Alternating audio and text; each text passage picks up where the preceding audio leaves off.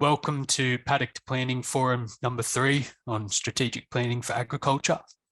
My name's Milo Kelly from the DPI Agricultural Land Use Planning team. We'll start with an acknowledgement of country.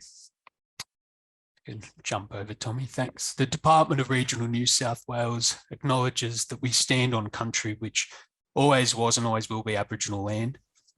We acknowledge the traditional custodians of the land and waters, and we show our respect to elders past, present and emerging, as well as to any Aboriginal or Torres Strait Islander people who are here today. We're committed to providing places in which Aboriginal people are included socially, culturally and economically through thoughtful and collaborative approaches to our work. Bit of housekeeping, this meeting's being recorded, so appreciate if you could stay on mute during the presentations.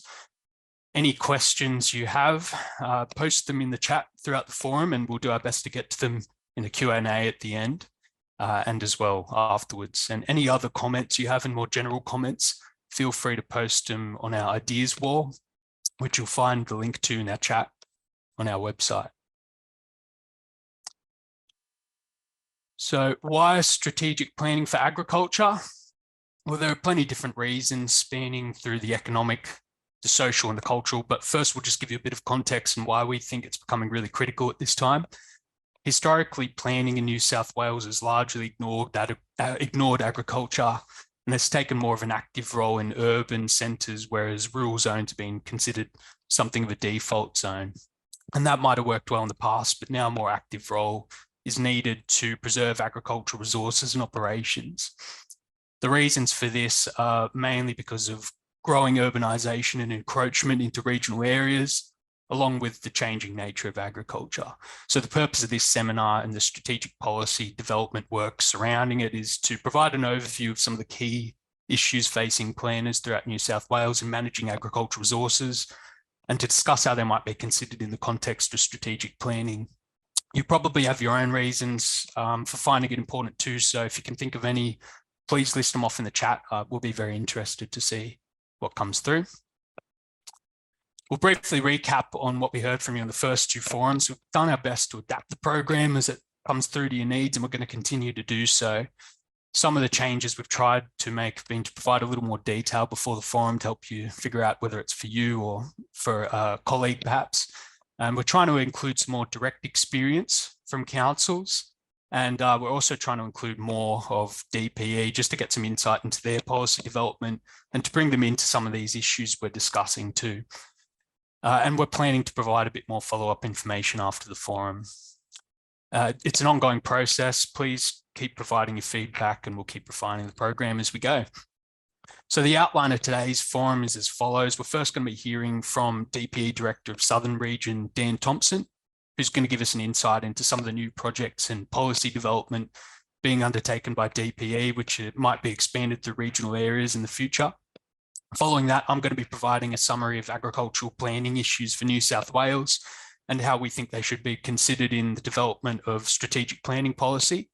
And finally, we're going to be joined by Snowy Monaro Regional Council Strategic Planner Brooke Davey. So Snowy Monaro have recently completed a very comprehensive draft rural land strategy that addresses most of the issues we're discussing. So Brooke will be able to talk to that and run you through some examples. Because of the large amount of information we're trying to cover today, we've decided not to do any breakout rooms, but instead we're going to aim to have a substantial question and answer session at the conclusion, as well as some more opportunities for answering your questions after the forum. So I'll now hand over to Dan Thompson from DPE. Thanks, Dan. Yeah, thanks very much, Milo. Hi, everybody. Tommy, can we go on to the next slide, please? Yeah, so I'd just like to start off just reiterating Milo's comments, just pay respects to traditional owners of the land we're meeting on today. I'm on the beautiful lands of the Dharawal-speaking people of the Yuin Nation here in Wollongong. So in terms of today's presentation, if you just jump to the next slide, Tommy. I'm going to talk through 2 items really that we're working on at the moment in the southern region of New South Wales. So that's the 13 local government areas in the Illawarra Shoalhaven and the Southeastern Tablelands. So the first item is the draft Southeastern Tablelands Regional Plan 2041 and the rural actions that are contained within there. And then the second item I'll talk about is a program called the Regional Adaptive Pathways Planning Pilot, which we're running for the Illawarra Shoalhaven at the moment, but we're looking to then scale up across the state potentially. So the Southeastern Tablelands Regional Plan, you may, if you're in that region, have come across the engagement we've been doing for the past year. We were hoping to finalise the plan prior to the government changing, but we went into caretaker and just missed out. So we're looking to finalise this for the new government in the coming month or so. So it'll then become part of the legislation framework. But the first thing I'll talk about is managing rural residential development. And I saw one of the comments pop up straight away about that interface between greenfield and agriculture. So this is quite relevant. Rural lifestyles, as a lot of us know, are becoming very popular, have been for a fair while. People like that semi-rural lifestyle, but the issue is that there are infrastructure needs for those lifestyles. There's land use conflicts, and there's also a greater housing need, and these styles of development are generally at a lower density. So we will be working with the councils across our region to develop guiding principles to understand and to guide how rural residential subdivision occurs. The bar that we're setting is fairly high for this to actually happen, in that to allow rural residential subdivision needs to be a plan, either a council strategic plan or a state strategic plan that supports it.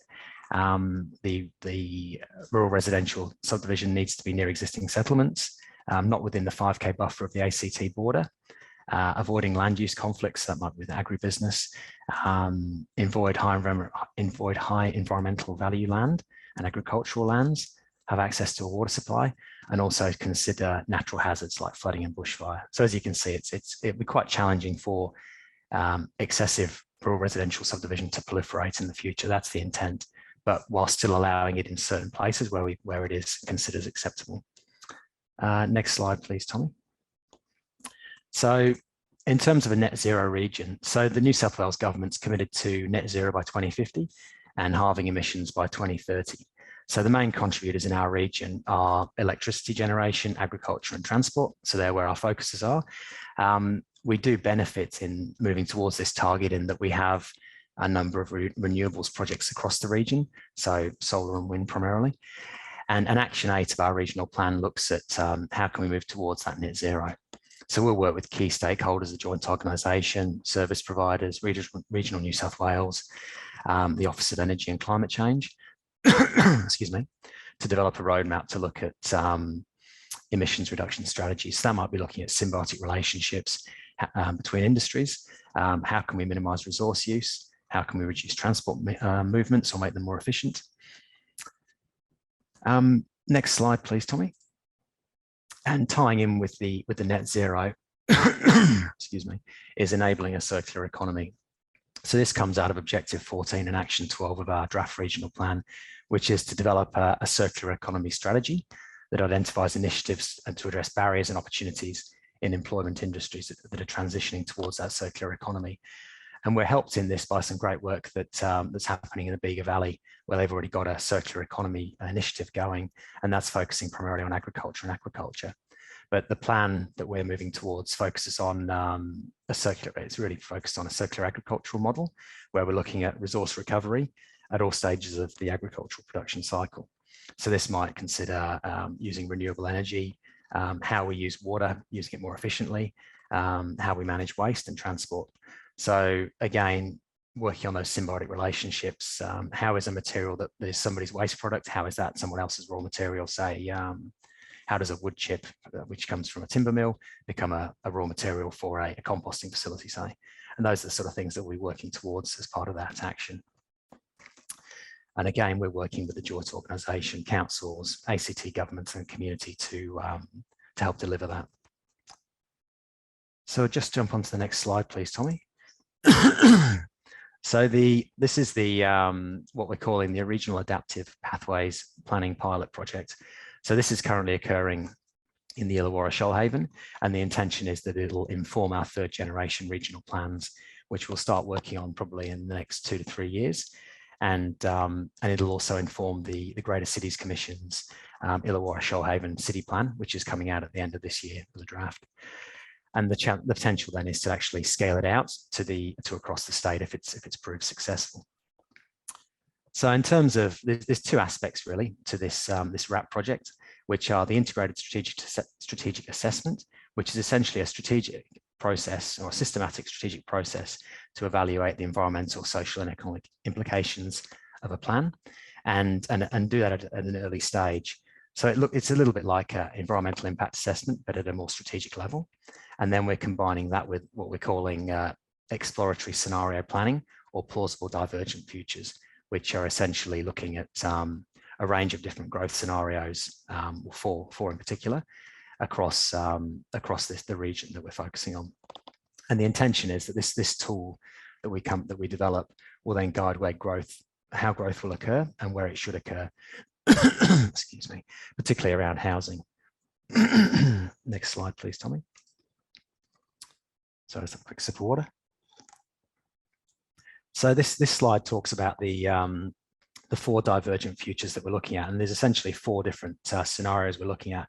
We're not going to the absolute extremes because we don't want to go there. We don't want to plan to go there, and these are the more likely scenarios. So the first one is survivor, which is where countries and communities look inwards. There's not a great deal of collaboration and competition is high. The second one is better homes and gardens, where we have a very collaborative approach. We move towards net zero. We manage to help to reduce the climate change emissions and the impacts of that. The next one is Tales of the City, where we're essentially looking at increased urbanization, and then Sea Change, where it's a more decentralized approach. The cities still dominate, but the regions become much more populated. And this will then inform this will then be layered with a hazard analysis to actually understand how growth is likely to occur and the scale of it. So if you just not jump to the next slide, please. So this one is looking at the growth and how we're actually going to deliver the growth, or the housing in particular, under various hazard scenarios. And I'll go through the hazard scenarios in a minute. But what we're looking at is how are existing homes going to be to cope in the hazard scenarios? How are those homes that we've already planned for but not yet built going to cope? And then how are the future homes that we're strategically planning, where should they be located, and how are they then going to cope as a result of that? And that's where we really have the potential to influence the outcomes. So that's where we'll be focusing a lot of the effort, as well as mitigating the existing decisions that have been made. And we're looking at the hazards. Sorry if you jump back on, Tommy. When we're looking at the hazards, we're looking at them in a cumulative aspect, because that's essentially what happens in a hazardous event. So if, say, you have an East Coast low, you get a storm surge and you get heavy rain potentially. So hazards can be cumulative like that, or they can be cascading, where you might have a heavy rainfall, flooding, and then the cascading effect is you then have instability and landslides. So we're considering both those different simultaneous aspects of hazards. Next slide, please. Excuse me. So the multi-hazard scenarios we're looking at, they're looking at a hot, dry scenario and then also a wet scenario, and over 3 time periods, out to 2033, out to 2060, and then out to 2100. And these are all contingent on a +2 degrees Celsius global warming by 2070. And these hazard narratives allow us to think through and frame what needs to be considered when assessing the impacts of the cumulative and cascading multi-hazards that I talked about briefly before. And so with all this information, we can understand how the region is likely to grow, or a number of different ways it could grow, the nature and severity of natural disasters, and then how we can use that to then tailor our strategic planning to guide where homes in the future may go, both the future homes and also any retrofitting we might be needing to do to manage that. And next slide, please, Tommy. And so the value of this is there's a number of things. There's an extensive engagement network that we're working through at the moment, and that's the focus there is aligning all of our regional plans together. So we've got things like the regional transport plan, the regional plan from a planning perspective, regional water strategies. How do these all line up, and ensuring that they're essentially saying the same things and working towards the same goals. We're understanding opportunities and risks early, so we can actually plan for them and adapt to them, and then prioritize options. We have feedback loops, so that we're continually looking at how does this process evolve and what can we do. And it also helps us to guide investment, so we can say where are the key areas we really need to focus our limited funds on, so that we can get best bang for buck, essentially. And just to probably illustrate the scale of the problem we're trying to deal with, just with a local example to the Illawarra Shoalhaven, is that in the Wollongong local government area alone, we've got 10,000 dwellings that are already built below the 1 in 100-year flood level. So they're all at significant risk. I mean, just looking at the last year, you can see the risk that they may well be at. And that's it. Thank you. Great, thanks, Dan. So there's a few, iterative processes that they seem to be doing. It'll be interesting to think about how we can raise some agricultural issues as that kind of rolls out through the regions. Any other questions for Dan? Please keep feeding them through the chat, and we'll try to address them at the end.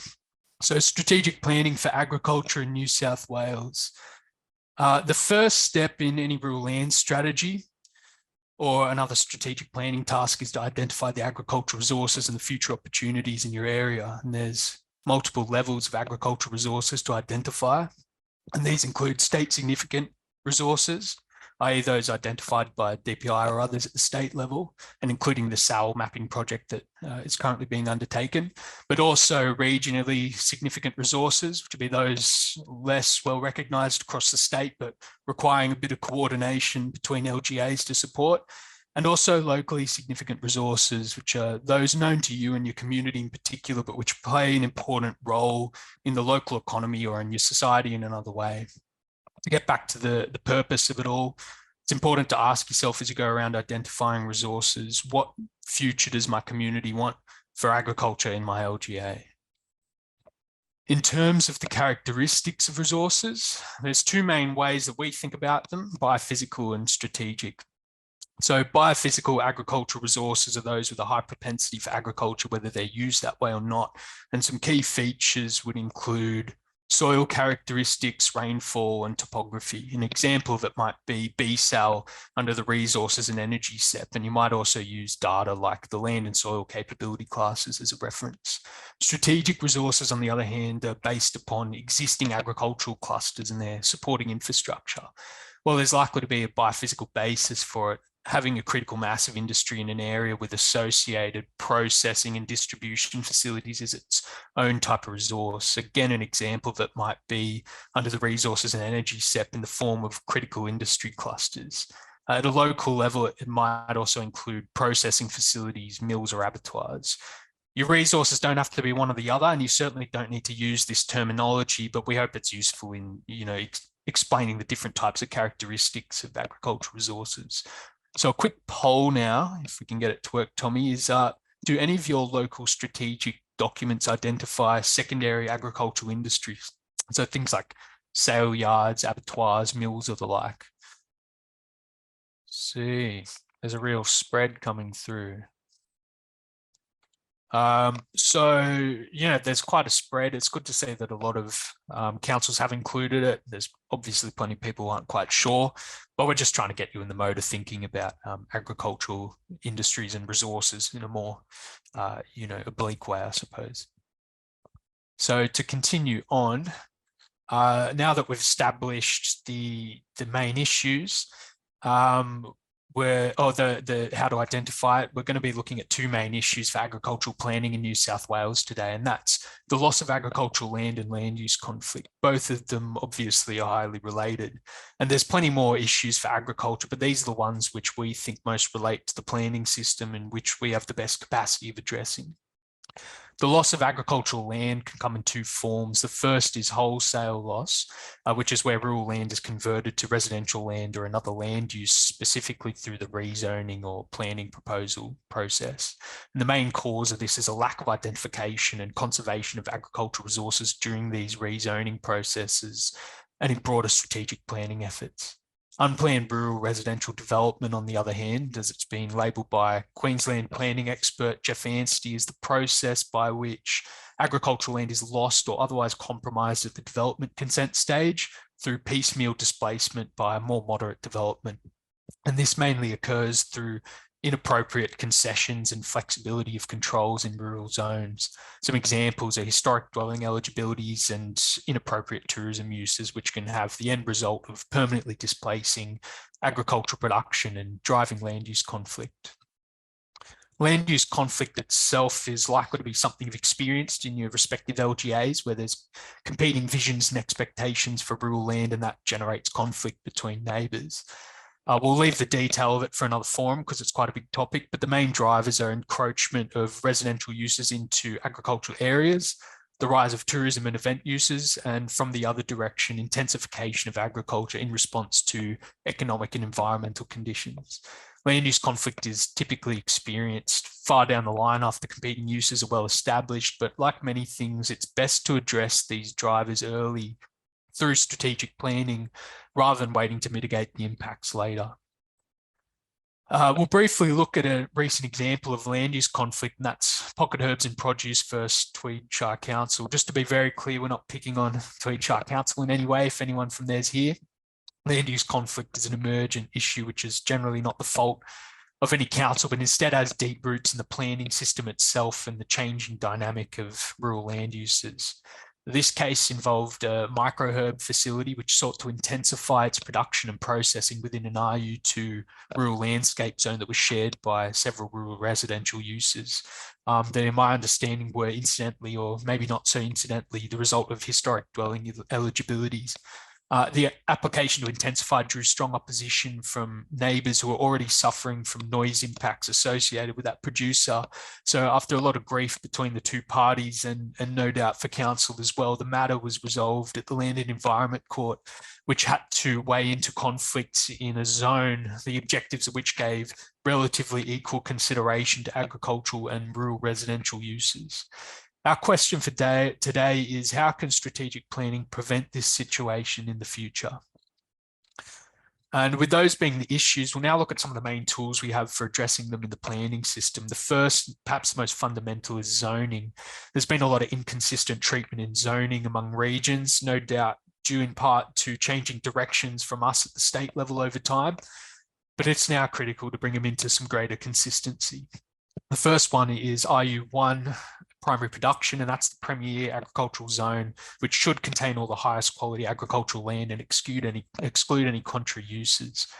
RU4, primary production small lots, would be the next, and that's a lot more troublesome because it's intended to facilitate agriculture with smaller land requirements, but it also means it's a prime candidate for unplanned rural residential development. The application of RU4 really needs to be justified on the basis of the needs of local industries and land characteristics. And to reduce the risk of rural residential use, it should be combined with carefully assessed minimum lot sizes and permissibility of uses. And finally, RU2 and RU6 transition are some less common rural land categories that depend on local land characteristics, but they still can contribute to agricultural production and should be thought about in that way.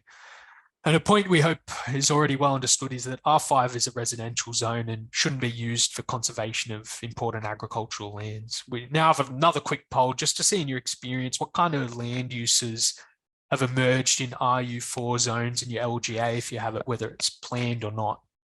Right, so, there's a lot of a spread of different uses, and some of them may well be appropriate for it, but you can also see there's a lot of potential for land use conflict popping up in that space. Be interesting to hear some more concrete examples from you guys on how that's eventuated.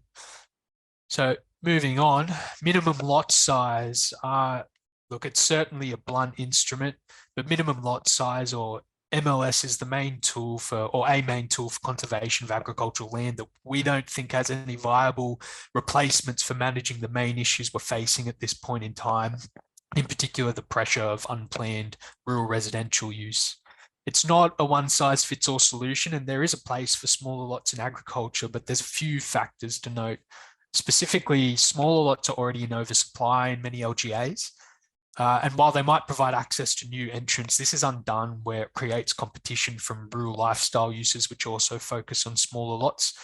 And finally, larger lots can provide opportunities for buffers, for expansion, and for diversification, each of which are increasingly important for smaller agricultural operations in particular. Assessment of minimum lot sizes therefore requires a detailed study of the following factors, among others. So first would be trends in land area requirements for your local agricultural industries. The second might be any land required for buffers and biosecurity zones. Again, that's going to be industry dependent. And finally, maintaining opportunities for expansion and diversification of operations. And finally, among our toolkit, you could pick a few others, but we've gone with permissibility. Rural housing has been the subject of an earlier forum, but it's worth looking at again briefly in the context of strategic planning. It's of course necessary for homes to be around farms, for farmers, for farm workers, and for their surrounding communities. And it's also reasonable for people to want to seek a rural lifestyle for its many social, environmental, and its cultural benefits. But the rapid rise in these rural lifestyles has resulted in a lot of unplanned rural development, which has compromised a lot of agricultural land throughout the regions. So our main points would be the following. First of all, rural lifestyle development should be kept for R5 zoned lands. We appreciate it's not always going to be easy to make that distinction.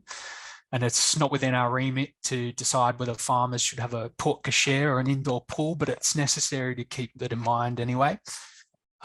Second, as per the findings of the Agricultural Commissioner's report, which I would expect a lot of people to be familiar with, but we'll send it out in resources later, historic dwelling eligibilities on undersized lots should be phased out. And provision of housing through dual occupancies and secondary dwellings are really the domain of a housing strategy, need to be justified there, even where it concerns rural areas. The main thing to note is that dwelling permits are generally irreversible and they can effectively end the agricultural use of land in a context where lifestyle and tourism uses can continuously outcompete it monetarily. Rural workers' dwellings and farm managers' houses are another sticky point for a lot of councils. They're not essential for all agricultural industries though, so they should be limited as a use to relevant regions based on the local industries there. There are different ways to consider it though in DCPs or in other policy. In particular, farm housing should only be permitted where there's a strong nexus or connection between agricultural use and on-site management requirements.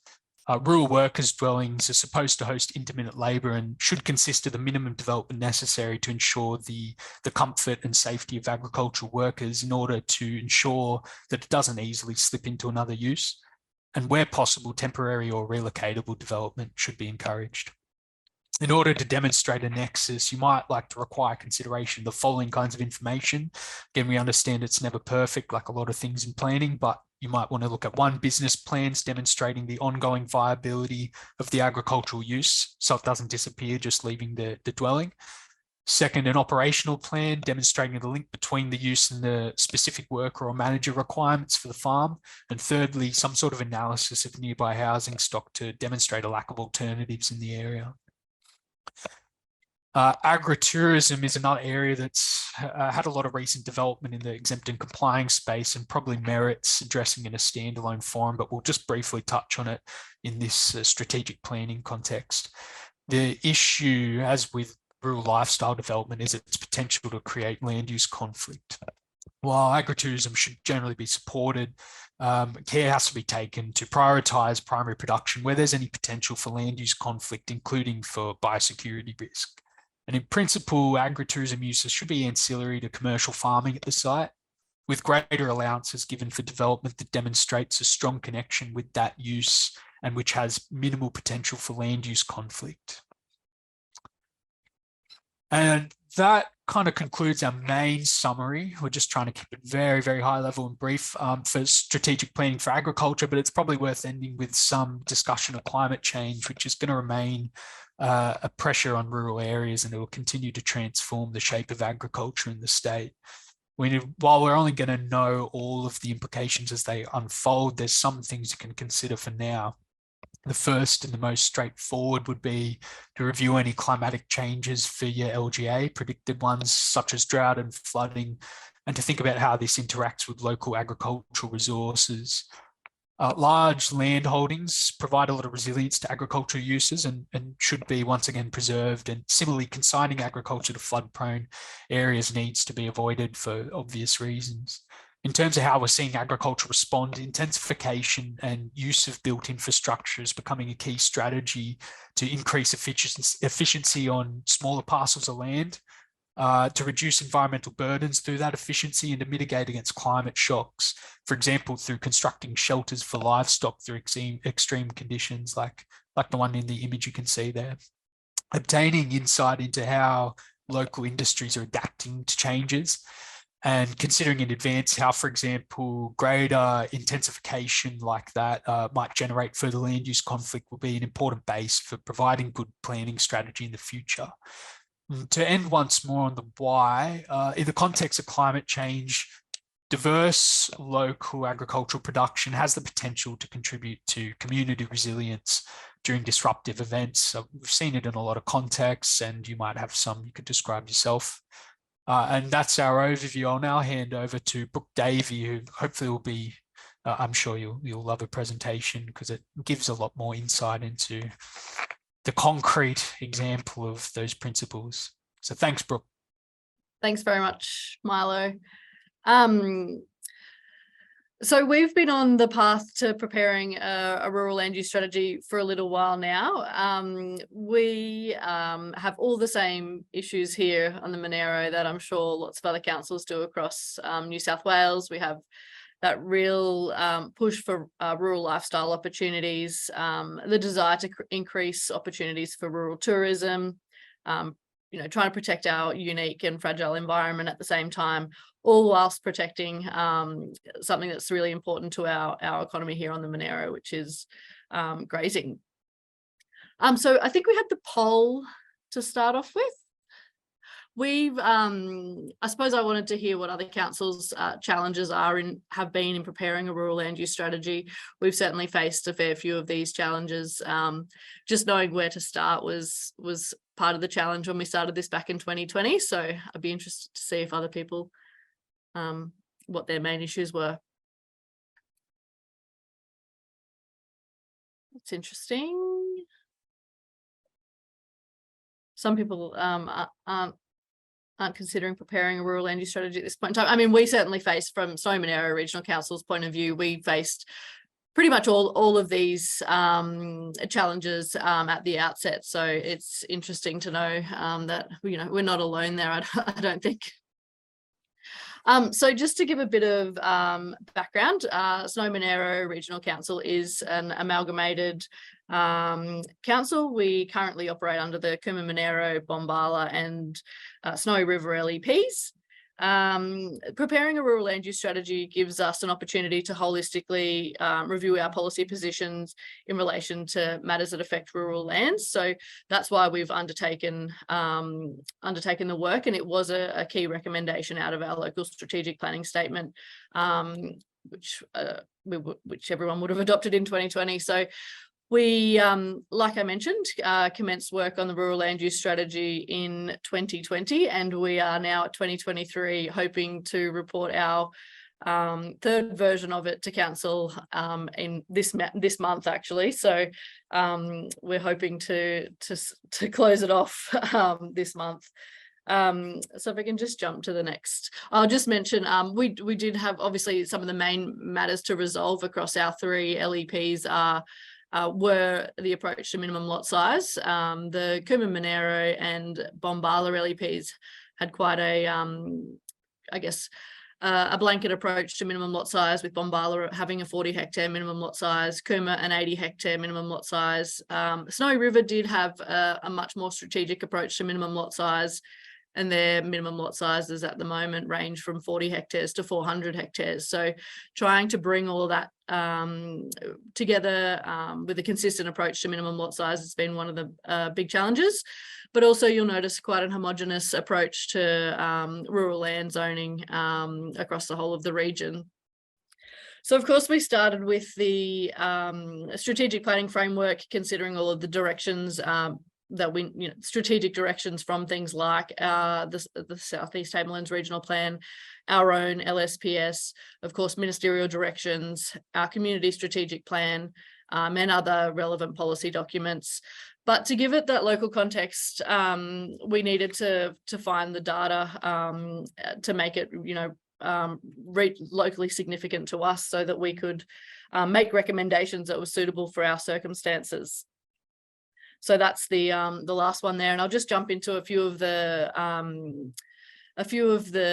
data sources that we found useful, and I'm sure there's no limit on these either. So we just obviously tried to find as many suitable sources for data that we could. Obviously GIS data giving you information on, you know, your constraints of your land, things like slope, bushfire prone land, biodiversity corridors, but also at the moment, obviously land soil classification probably being one of the, and soil fertility being one of the, you know, I guess those biophysical and rainfall, things like that, biophysical elements that we needed to consider, because we do have quite a, I guess, a unique set of circumstances here in the Monaro with a really harsh climate, but fantastic soils on the basalt pan. So all of that information really fed into our rural land use strategy. We utilised data from the ABS, Australian Business Register, to know, you know, what agricultural businesses are operating here. We can assume, but, you know, to really provide some data behind that. The DPI industry snapshots were really useful. We utilised our holdings data for informing approach to minimum lot size. We did have a rural lands analysis undertaken. Another input was also the Bombala Softwoods bushfire study, which gave us some useful information about forestry and its significance to our region as well. And there's a few other places there that you can find data that might be useful for some people as well. Just jump to the next slide. So we've got a really varied rural landscape on the Monaro, providing a variety of functions that you can see there on the left-hand side, everything from grazing, which is obviously our dominant agricultural industry, forestry, but really significant environmental values as well. And there's obviously those other intrinsic values, you know, scenic landscapes, things like that, that we were trying to manage through a rural land use strategy. So combining the direction that we had from the strategic planning hierarchy with our local inputs, data and information, we arrived at the seven following the 7 policy positions there on the right hand side. So and that was to guide I guess the layout of our and the direction of our rural land use strategy, so that we could make something that was cohesive and digestible for the community to understand. So this is our second version. The first version, I would note, we didn't have the DPI hadn't prepared at that time the guide to preparing a rural land use strategy, which has proved really useful for us in just really focusing on what we should and shouldn't have in a rural land use strategy. So that's been really helpful from our perspective. So yeah, I'll just jump to the next slide. So the rural land use strategy, as it stands at the moment, makes about 55 recommendations. Some of them, most of them relate to the drafting of our new comprehensive LEP. Obviously, we're trying to bring together 3 LEPs. We do obviously have actions in there that aren't LEP related, might be, you know, preparing things in a DCP, doing other work, particularly around the forestry sector, given that it's mostly managed under the Plantations and Reforestations Act. So we do have some work to do there, but I'll just stick to the ones that we recommended in our, that are relevant to our LEP. So we went about determining the area most, you know, our regionally significant agricultural land, and that's the stuff that you can see hopefully in the dotted green area. So that's class 3, 4 and 5 on the land capability scheme, moderate and high soil fertility, most productive based on some of the ABS data that was pulled together, and also included in that state significant agricultural land. So there's those two large areas of quite significant agricultural land that we have in the central part of the Monaro that we identified as RU1 as a minimum. We've also sought to introduce the RU2 zone, and that's identified generally by the orange, I guess, crosshash, and which has just disappeared on me now. But So, and you can see there in the next picture anyway, that where we've identified the RU2. And so those areas are more constrained. They're, you know, category 1 bushfire prone. They're 7 and 8 on the land soil classification system. They're steeply sloping and I can't remember if I mentioned regional biodiversity corridors. We've also looked at introducing the RU4 zone, noting Milo's raised, I mean, we're aware of obviously all of the issues and the potential, I guess, risks with that. So we need to think of some ways to really ensure that that is used for an agricultural purpose. So obviously in a real world scenario, you are trying to convince your councillors and your community that increasing the minimum lot size on one hand is a great outcome, but we also obviously to try and, I guess, we needed to compromise in some areas and looking at potentially an RU4 zone to provide those, you know, we got a lot of pushback saying, you know, where's the opportunity for innovation and diversity? So that's where we've introduced the RU4, and it's really, our challenge is really about making sure that that isn't used for a rural residential purpose. Let's jump to the next slide.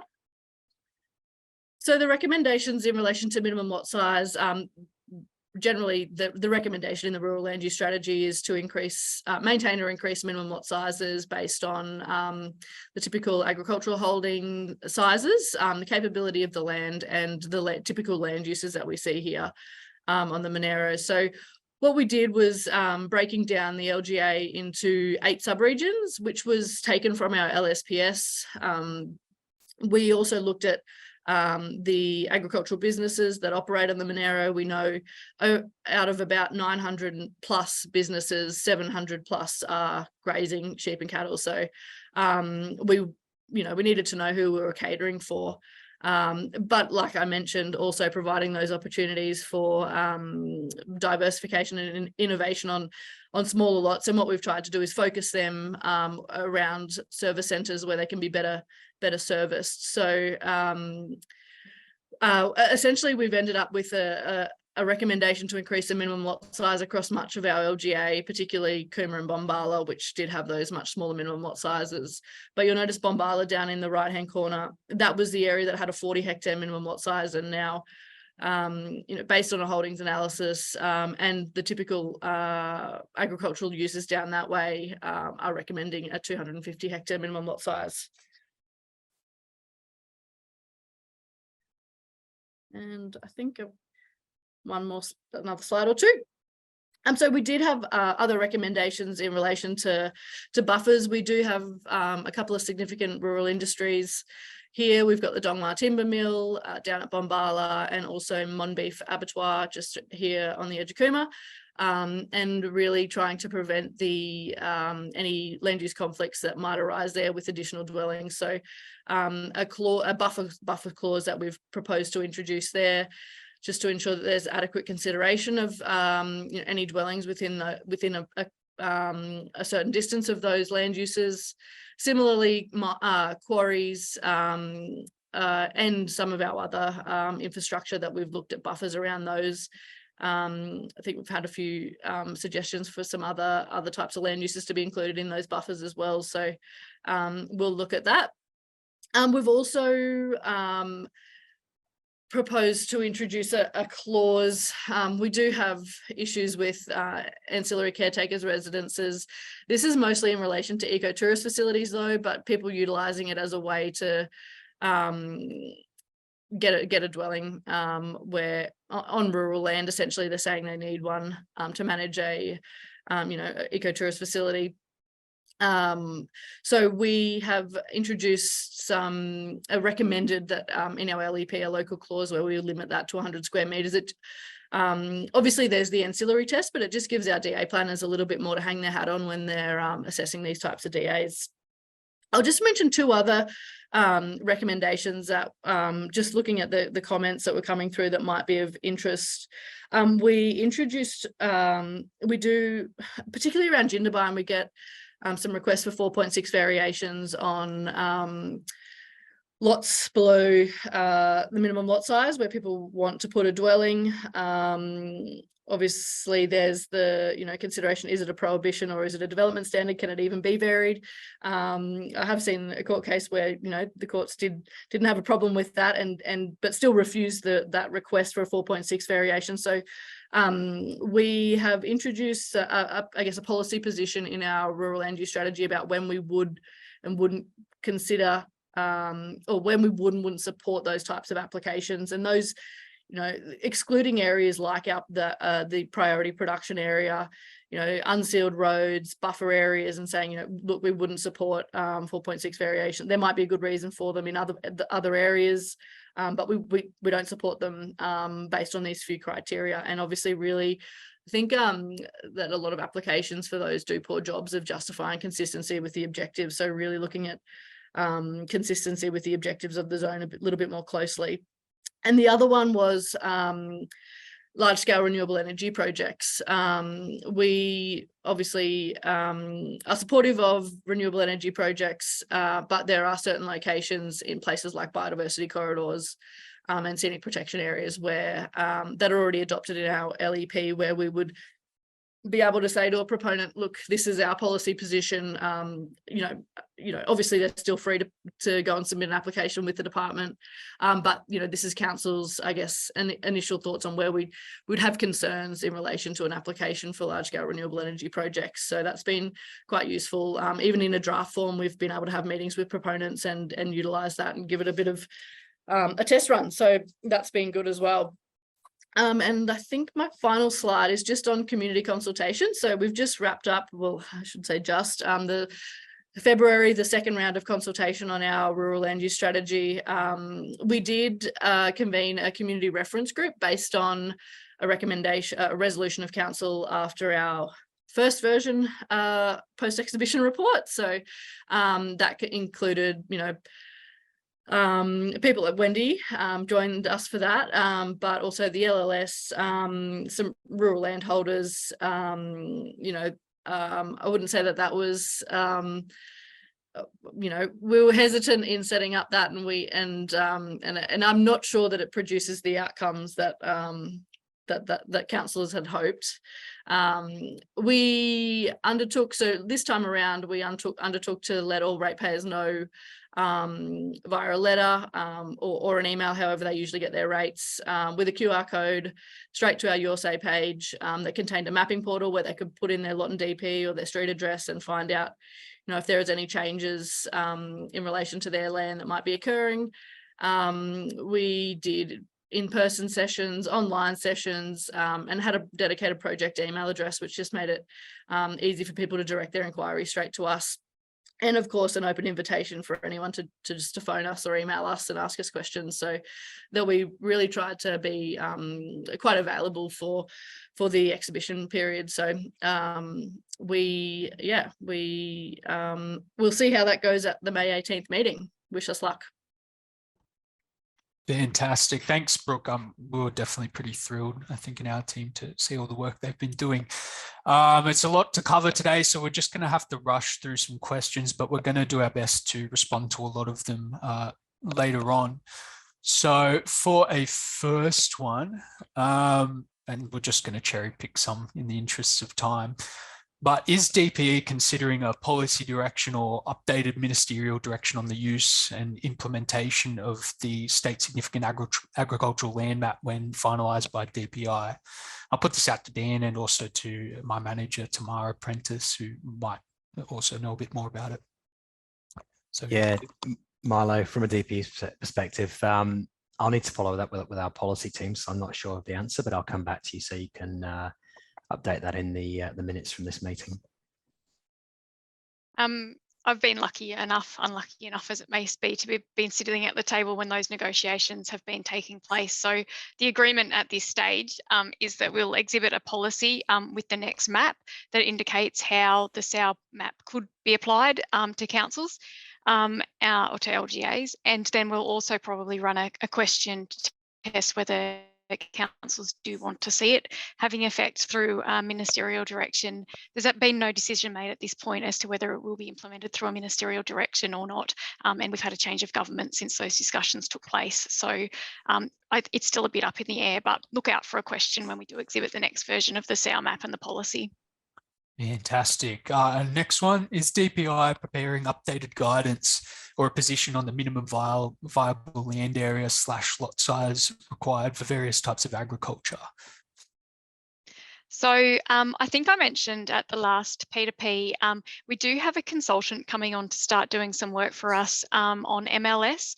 I was pretty hopeful that we'd get some really good answers out of that, but the more work that's being done in this space, the more we're starting to realise that it very much is locality dependent.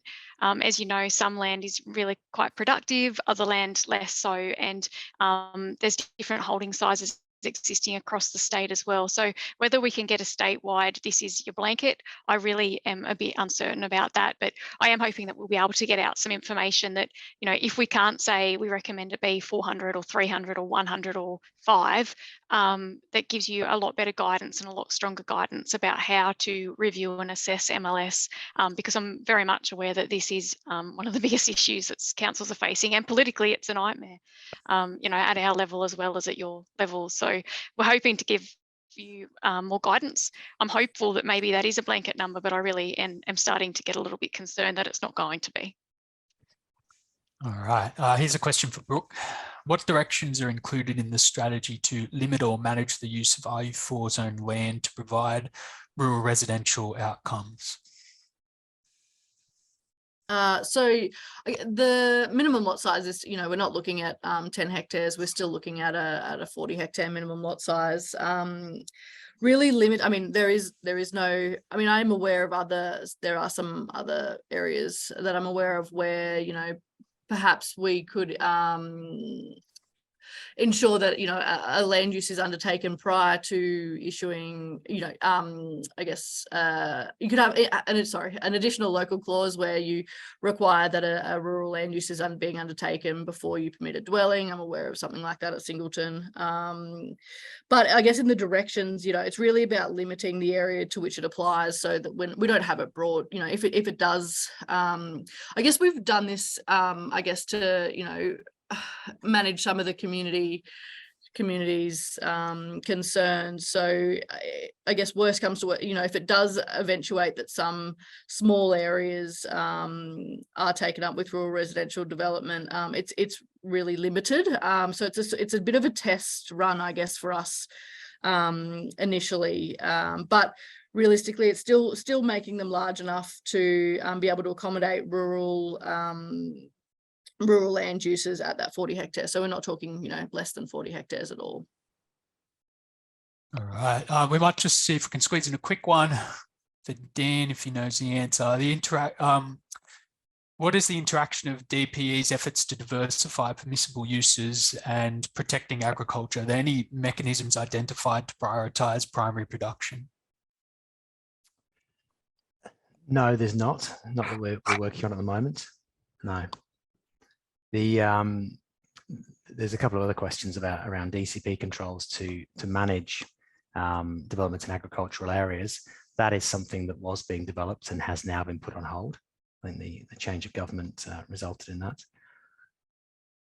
No worries. I might just oh, yep. Sorry. Yeah, Tamara? sorry. I might just jump in there. One of the recommendations by the New South Wales Agriculture Commissioner was to have a look at the permissible uses in the primary production zone, particularly RU1, I think RU2 and RU4. So we have been working with DPE in the policy teams about that project and what that might look like, whether it impacts on some of the permissible uses under the SEPs. But it's a project that sort of has been flagged. So maybe we'll get to that. But yeah, it's just a point of discussion that, yeah, sorry, Dan, DPE is so big. It's, yeah. Milo, there's a couple of questions about agritourism in there. It might be worth having a separate session about that. Yeah, cover we're those. definitely going to head that way. It seems like there's a lot to discuss. And likewise, there's several more questions we're just not going to get to, but we'll do our best to distribute them among the presenters and ourselves and try to get back with a set of answers. Feel free to keep posting your questions too on the ideas wall on our Paddock to Planning website. And lastly, this is the third and final one in our first tranche that we're committed to. We'd love to keep going. We'd love to keep tailoring it to your requirements. But in order to do that, we're really going to rely on a lot of your input and your feedback. So we're going to be distributing a feedback survey over the next day with some of our follow-up information. If you have the chance, we'd really appreciate if you can get on to us and provide some, and look forward to talking to you more in the future. Thank you very much, people.